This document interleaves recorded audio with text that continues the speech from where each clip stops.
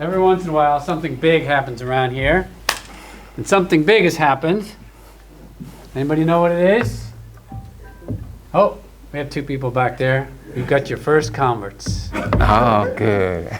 Well, I don't want to take all your thunder, but we are pleased that the Lord has blessed your life with so many ways, but also with the completion of your doctorate and the publication of your dissertation. So please tell us a little bit about that story and bless us with what God has done. Okay. Thank you. Dr. Hayes gave me an impossible task to use 15 minutes to talk about my 10 years work. But I'll try. You didn't get in heaven. So. Yeah, that's right. So yes, let me see. Is it working? Okay, yes. So that is my book. It took me 10 years to get this. So I'm really happy that it's out, and I hope that you all will read it, right? I think I have already 10 students who might read it this semester, so I'm really looking forward to that. First, let me just clarify certain things, because I have a tendency of kind of sometimes bringing things that are a bit controversial. I remember some years back when I was doing my PhD, I came here to give it was kind of chapel thing, and I gave a talk. It was kind of troublesome because the questions were like, is this guy actually liberal or is he evangelical? So let me clarify something with this. My title can sound very controversial. I have one here. Okay. Yeah? Is that for... Does it work? That one's only for John. Oh, it's for John, so I need to be close to this. Oh dear. Okay. My title is a bit controversial. The gods are not jealous. People have asked me, oh, which God? So here's just to clarify that it's not referring to the Christian God, all right? Neither is it referring to the Islamic God. It's referring to the African traditional religion God, okay? That's one. Two, why then do you have capital G, you know? Why not small g? I use that not in the theological sense, but more in the social sciences sense, okay? So this is really more about anthropology. It's about sociology. Okay, so just to be clear, this is not about the Christian God is not jealous. This is not about the Islamic God is not jealous. It's about how African traditional religion see other gods. Okay, so that's, let's keep that out of the way. What is the book really about? It's supposed to be on.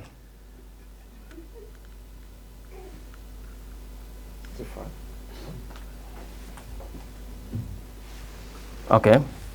So the book is really about what I call religion, identity, and existence. Okay, three things. It's about how religions see each other. It's about how identities are formed in communities. And also how then do we live together as religious people. I set out in the book to contribute to the academic discussion of the place of Christianity and Islam in Africa. And basically, it's a post-colonial and interreligious critique.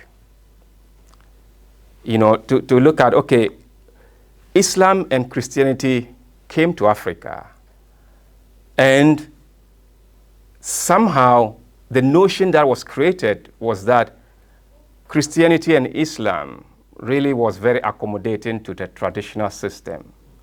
That has been the academic discussion. And basically, I disagree with that, and I set out to prove that. And that's what I did in the book. You can read the book, and then you get my point.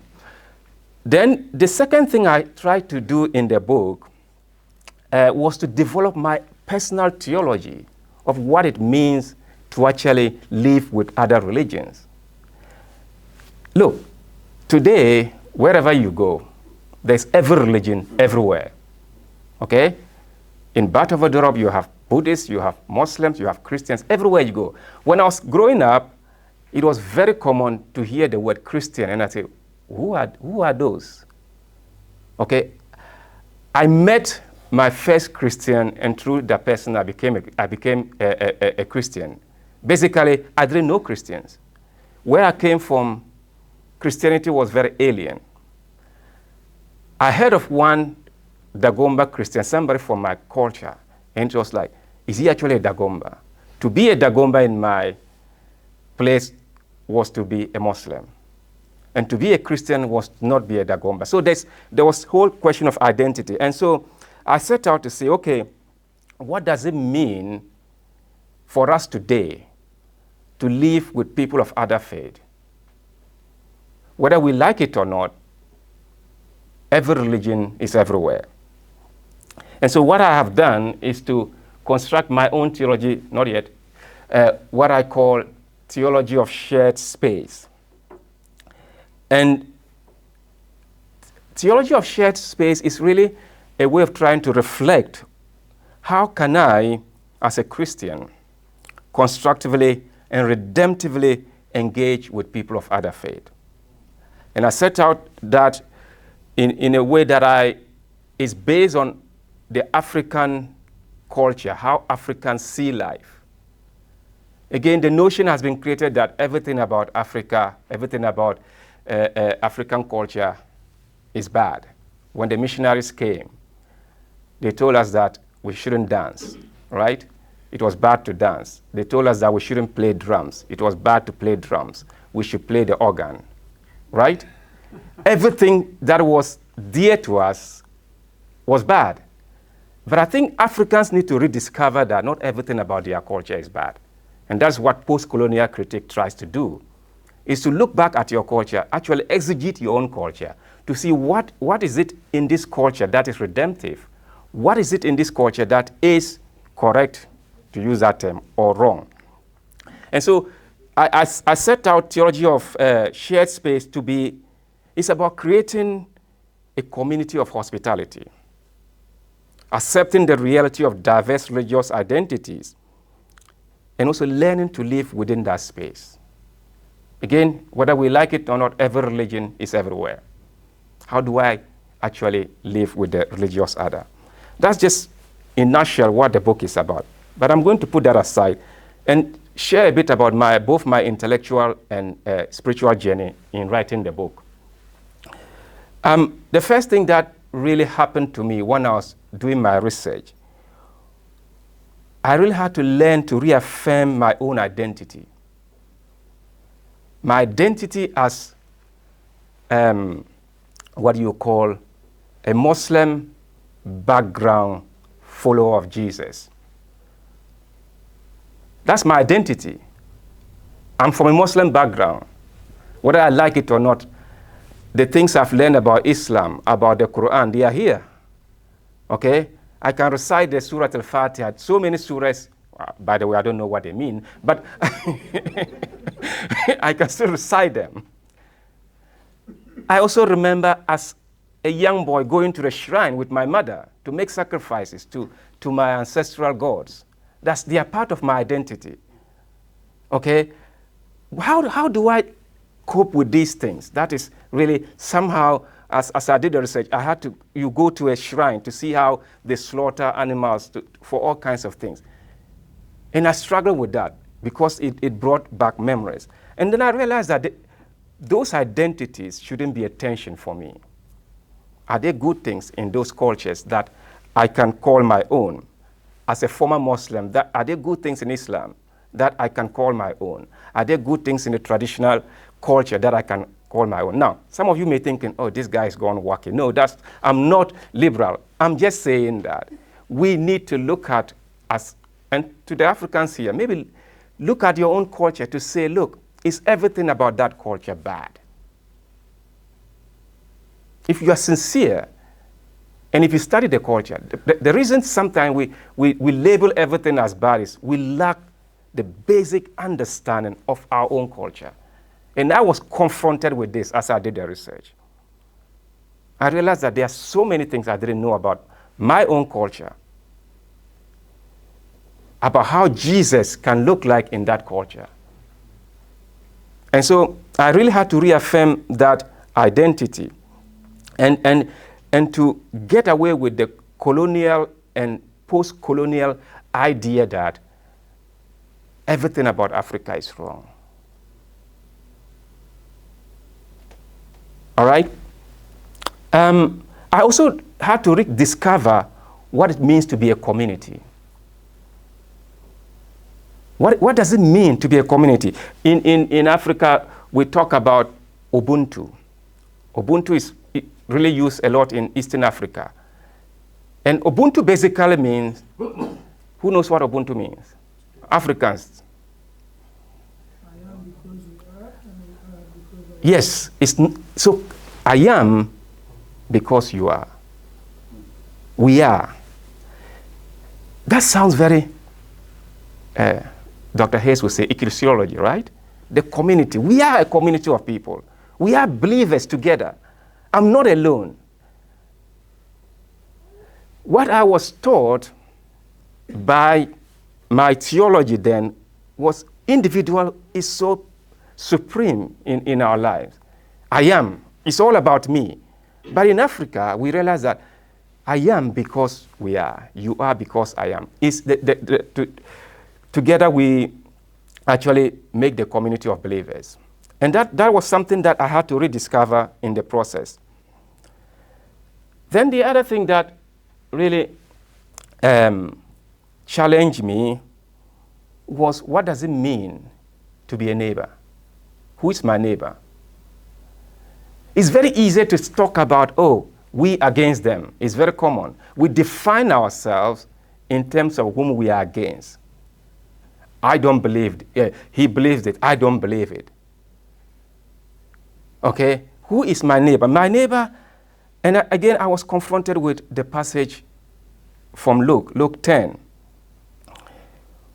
where, the man asked Jesus a question, and Jesus gave an answer, and these questions go back and forth, and Jesus tells the story of the Good Samaritan, and Jesus asks the man, who is then your neighbor? In multi-religious societies like today, we have to think neighborly. And I realized that the people I went to interview, the ceremonies I participated in, these people were my neighbors. I went with my collar, as a pastor, in a way as a priest, and they recognized me as a priest. And I was able to share my life with them. I was able to tell them even the Jesus story. Why are you doing this research? Why do you want to do this? Oh, I'm a Christian. What does it mean? And I began to tell the story. That's how neighborliness developed.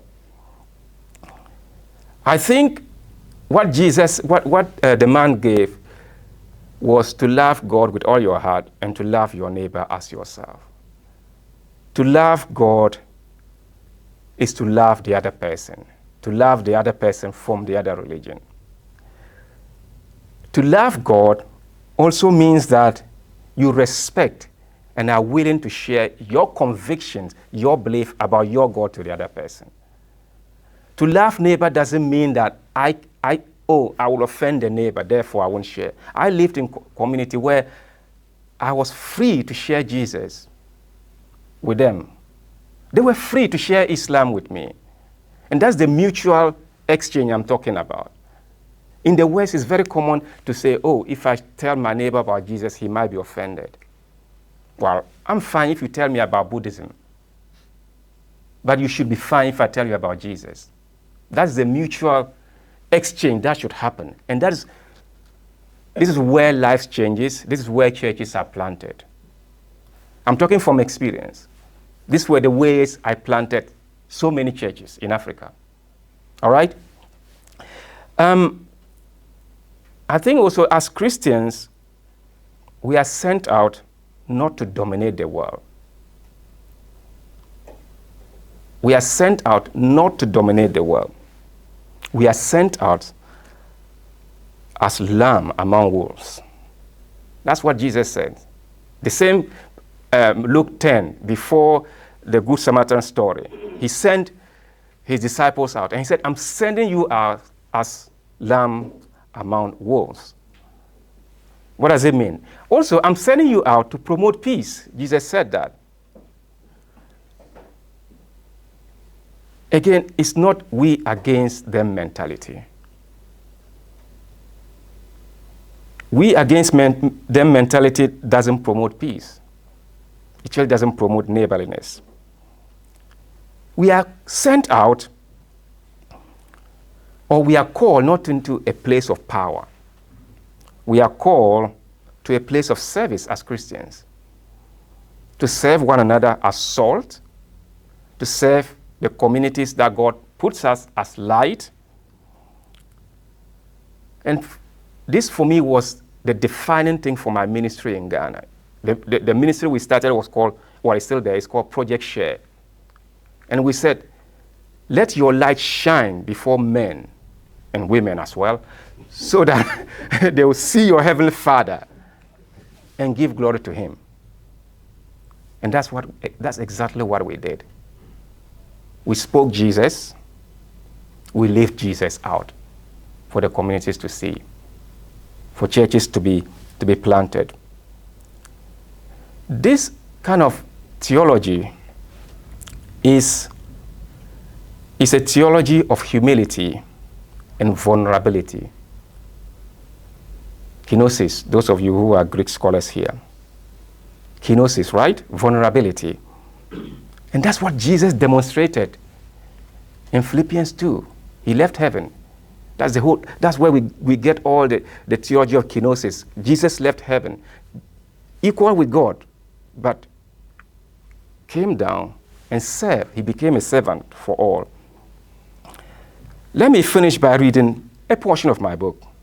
I was hoping that Dr. Hayes would tell me to read the whole book, but he gave me only 15 minutes. I'm going to protest. On page 265, and in part of 266, just sharing my idea of what I think a theology of shared space will look like. If we are going to live peacefully with one another in this pluralistic context of our world today, and in our multi-religious communities, I think a theology of shared space firstly need to be concerned with creating a community of hospitality. That is, creating a religious space where multi-religious identities coexist. Secondly, it needs to be concerned about accepting diverse religious identities. That is, we need to learn to navigate and negotiate between maintaining our religious identities and convictions at the same time relating to the religious order. Thirdly, it needs to be concerned with how we can engage in interreligious dialogue. That is, we need to learn to practice mutual religious tolerance and respect. Thank you.